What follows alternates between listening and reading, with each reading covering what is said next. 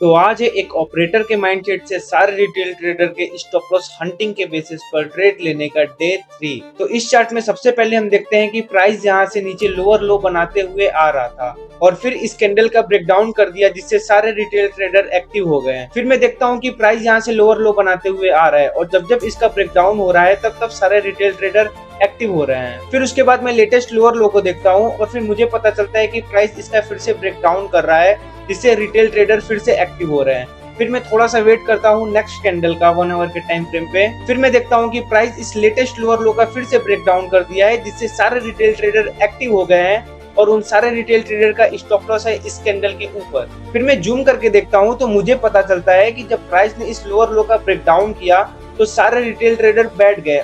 Price क्या कर रहा है, उन सारे रिटेल ट्रेडर लोगों को निकालने के लिए ऊपर के साइड जा रहा है। फिर उसके बाद मैं 5 मिनट के टाइम फ्रेम पर आता हूँ और मैं इस पोजीशन को नोटिस करता हूँ तो मुझे पता चलता है कि प्राइस ने जब हायर हाई बना के ऊपर गया था और सारे रिटेल ट्रेडर का स्टॉप लॉस इसके नीचे था और इन सभी कैंडल्स के नीचे था, तो प्राइस ने इस बड़े कैंडल में, इस बड़े मूव में सारे लोगों को निकाल दिया है।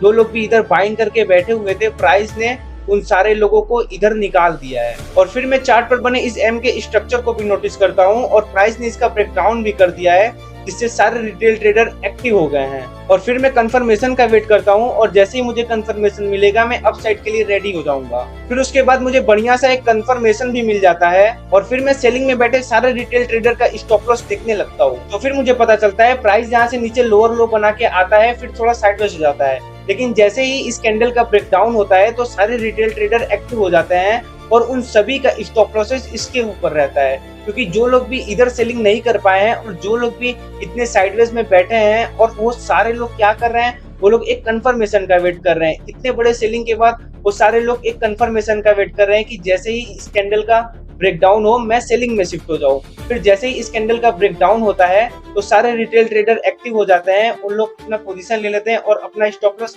इन सभी के ऊपर लगा देते हैं। इसी साइकोलॉजी को सोचते हुए मैं एक हॉरिजॉन्टल रे मार्क कर लेता हूँ, जो कि सारे रिटेल ट्रेडर का स्टॉप लॉस इसके ऊपर है। और फिर इतना ही नहीं, मैं इस एम के स्ट्रक्चर पर बैठे सारे रिटेल ट्रेडर के स्टॉप लॉसेस को भी निकालने के लिए ऊपर का सोचता हूँ। और आप नोटिस करोगे तो आपको पता चलेगा कि प्राइस यहाँ भी लोअर लो बना के नीचे की ओर आ रहा है और इधर भी सारे रिटेल ट्रेडर का स्टॉप लॉस इन सभी कैंडल्स के ऊपर है। फिर उसके बाद मैं ट्रेड में एंटर हो जाता हूँ और अपना टारगेट रखता हूँ इन सभी रिटेल ट्रेडर के स्टॉप लॉसेस के ऊपर और अपना स्टॉप लॉस रखता हूँ इस प्रीवियस कैंडल के नीचे।